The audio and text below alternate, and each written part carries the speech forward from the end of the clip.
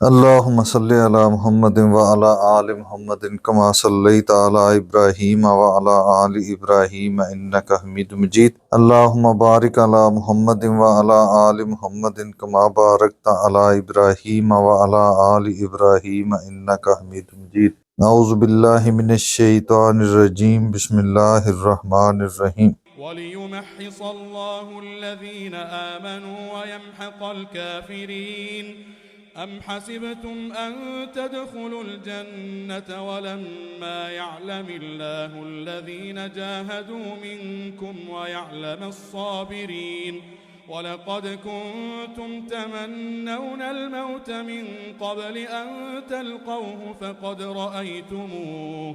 فقد رأيتموه وأنتم تنظرون وما محمد إلا رسول قد خلت من قبله الرسل أفإن مات أو قتل انقلبتم على أعقابكم ومن ينقلب على عقبيه فلن يضر الله شيئا وسيجزي الله الشاكرين۔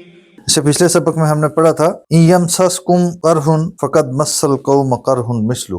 غزوہ احد میں نقصان ہونے کے بعد مسلمان پریشان تھے، تو اللہ تعالیٰ نے مومنوں کو تسلی دینے کے لیے، حوصلے بڑھانے کے لیے، حالات کے ساتھ اپنے آپ کو ایڈجسٹ کرنے کے لیے اور نقصان کو ہمت کے ساتھ برداشت کرنے کے لیے یہ نصیحتیں فرمایا ان یمسسکم قرح فقد مس القوم قرح مثلہ۔ اگر آپ کو تکلیف پہنچی ہے تو اس طرح کی تکلیف اس سے پہلے آپ کے مخالفین کو بھی پہنچ چکی ہے۔ وَتِلْكَ الْأَيَّامُ نُدَاوِلُهَا بَيْنَ النَّاسِ، تو یہ دن ہیں، یہ حالات ہیں، یہ بدلتے رہتے ہیں، کبھی ان کے موافق، کبھی آپ کے موافق۔ ہمیشہ آپ کے موافق نہیں رہ سکتے، کمی بیشی انسانی فطرت میں کوتاہیاں، غلطیاں آپ کے اندر بھی موجود ہیں، تو ان کا نقصان آپ کو بھی اٹھانا پڑتا ہے۔ وَلِيَعْلَمَ اللَّهُ الَّذِينَ آمَنُوا وَيَتَّخِذَ مِنكُمْ شُهَدَاءَ، اور دوسری وجہ یہ ہے اس تکلیف کی کہ مشکل وقت آئے تو آپ کے ساتھی، آپ کے وفادار آپ کے ساتھ کھڑے رہتے ہیں، ورنہ پتہ نہیں چلتا کہ کون آپ کا وفادار ہے اور کون آپ کا مخالف ہے، کون منافق ہے اور کون سچا مومن ہے۔ تو اللہ تعالیٰ نے یہ تھوڑا سا دھچکا اس لیے دیا ہے تاکہ حقیقت سامنے آ جائے، منافقین کا رنگ نظر آ جائے، وہ نکھر جائیں۔ تو اسی وجہ سے عبداللہ بن ابی اپنے 300 ساتھیوں کو لے کے نکل گیا تھا۔ اور تیسری وجہ یہ تھی کہ وَيَتَّخِذَ مِنْكُمْ شُهَدَاءَ، کیونکہ جنگ سے پہلے تمہارا خون جوش مار رہا تھا، مجاہدین جذبہ جہاد اور شہادت کے جذبے سے سرشار تھے، تو اللہ تعالیٰ نے ان کو بھی شہادت کے درجے پہ فائز کرنا تھا، تو یہ معاملات ان وجوہات کی بنا پر پیش آئے۔ واللہ لا يحب الظالمین، اللہ تعالیٰ ظالموں کو پسند نہیں کرتا۔ یہ نہ سمجھیں کہ حالات مشرکین کے موافق ہو گئے، اللہ تعالیٰ نے ان کا ساتھ دیا، ایسا نہیں ہے۔ اللہ تعالیٰ آپ کے ساتھ ہی ہے، ظالموں کے ساتھ اللہ نہیں ہو سکتا۔ ہاں، آپ کو جھنجھوڑنا مقصد ہے، اس کے پیچھے بہت ساری حکمتیں ہیں۔ وَلِيُمَحِّصَ اللَّهُ الَّذِينَ آمَنُوا، اور ایک اور وجہ تھی، وہ یہ اور لیمحصا، تاکہ الگ کر دے، نمایاں کر دے اللہ تعالی الذین آمنوا، ایمان والوں کو، ویمحق الکافرین، اور مٹا دے، ختم کر دے، نام و نشان ختم کر دے، الکافرین، کافروں کا۔ ام حسبتم، کیا تم نے گمان کر لیا ہے، ان تدخلوا الجنت، یہ کہ تم جنت میں داخل ہو جاؤ گے۔ کیا مطلب؟ کیا تم نے سمجھ لیا ہے کہ تم ایسے ہی جنت میں داخل ہو جاؤ گے مزے میں ہی؟ ولما، اور نہیں، یعلم اللہ تعالیٰ نے معلوم کیا، الذین، ان لوگوں کو، جاہدوا منکم، جنہوں نے تم میں سے جہاد کیا ہو، ویعلم الصابرین، اور معلوم نہیں کیا صبر کرنے والوں کو۔ معلوم نہیں کیا، کیا مطلب؟ اللہ کو معلوم نہیں ہے؟ اللہ کو معلوم ہے، لیکن پڑتال نہیں کی۔ جب تک کھل کے چیز سامنے نہیں آئے گی، کل قیامت کے دن اللہ کے ہاں کیسے دلیل ہوگی کہ تم نے صبر کیا تھا اور تم نے نہیں کیا تھا؟ اگر اللہ تعالیٰ پڑتال نہ کرے پھر تو ہر کوئی کہے گا کہ میں نے صبر کرنا تھا، دلیل کیسے ہوگی، سزا کیسے ملے گی؟ اللہ تعالیٰ بغیر دلیل کے سزا نہیں دیتے۔ تو یہ بات واضح کرنے کے لیے کہ تم میں سے کون ہے جو جذبہ جہاد کو رکھتے ہیں، کون ہے جو میدان جہاد میں نکلنے کی ہمت رکھتے ہیں، اور کون ہے جو نقصان اٹھانے پہ بھی صبر کرتے ہیں اللہ کی رضا کی خاطر۔ اگر نقصان نہ ہو تو کیسے پتہ چلے گا کہ صبر ہے یا نہیں ہے؟ زبانی تو سارے ہی کہیں گے ہم آپ کے ساتھ جان دینے کے لیے تیار ہیں۔ پتہ تو اس وقت چلتا ہے جب جان دینے کا وقت آتا ہے۔ تو کون ہے جو سینے پہ تیر کھاتا ہے؟ قرآن کا موقع ملے تو صبر کریے تو پھر ہی صبر۔ وَلَقَدْ اور تحقیق تم تھے تمنون خواہش کر رہے الموت موت کی مراد شہادت کی من قبل اس سے پہلے ان تلقوہ یہ کہ تم اس کو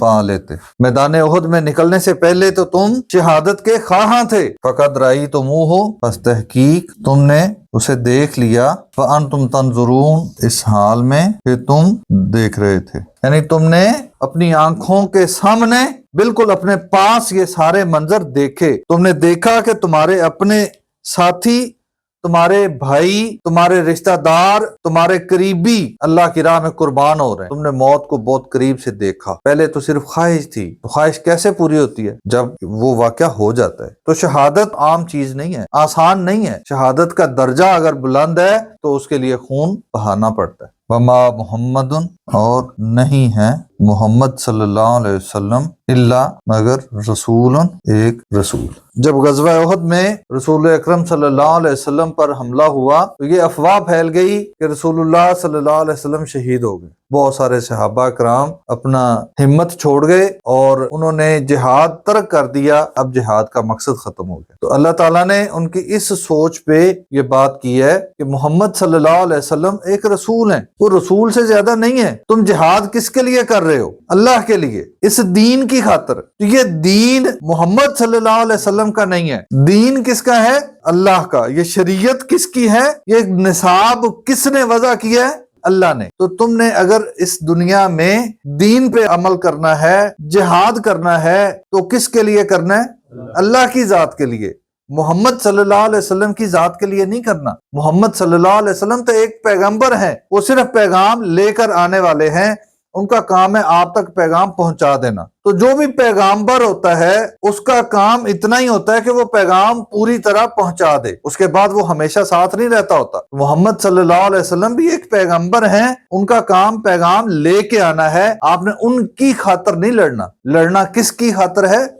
اللہ کی خاطر۔ اللہ کے دین کے لیے آپ نے رہنا ہے، محمد صلی اللہ علیہ وسلم کی ذات کے لیے نہیں رہنا۔ قد خلت تحقیق گزر چکے من قبل ہی ان سے پہلے بھی الرسول کئی رسول۔ محمد صلی اللہ علیہ وسلم پہلے رسول نہیں ہیں، ان سے پہلے بھی رسول آئے اور وہ چلے گئے، اور یہ اصول ہے۔ اور اسی طرح محمد صلی اللہ علیہ وسلم بھی آئے ہیں تو انہوں نے بھی جانا ہے۔ دین ان کے جانے سے ختم نہیں ہونا، اللہ کا پیغام، اللہ کی شریعت ان کے چلے جانے سے ختم نہیں ہونی۔ لہذا تم محمد صلی اللہ علیہ وسلم کی ذات کے ساتھ اپنے معاملات کو ختم نہ کرو۔ افا اماتا اگر وہ فوت ہو جائیں، او قتلا یا ان کو شہید کر دیا جائے، انقلبتم علی اعقابکم تو کیا تم اپنی ایڑیوں کے بل پھر جاؤ گے؟ مراد کیا دین چھوڑ دو گے؟ تو اس کا مطلب ہے کہ تم اللہ کے دین پر ایمان تو نہیں لاتے، محمد صلی اللہ علیہ وسلم کے دین پر ایمان لائے ہو۔ دین تو محمد صلی اللہ علیہ وسلم کا نہیں ہے، آپ صلی اللہ علیہ وسلم نے تو اللہ کا پیغام پہنچایا، پیغام تو اللہ کا ہے۔ تو اللہ تعالیٰ فرماتے ہیں وَمَن يَنْقَلِبْ عَلَىٰ عَقِبَيْهِ اور جو کوئی پھر گیا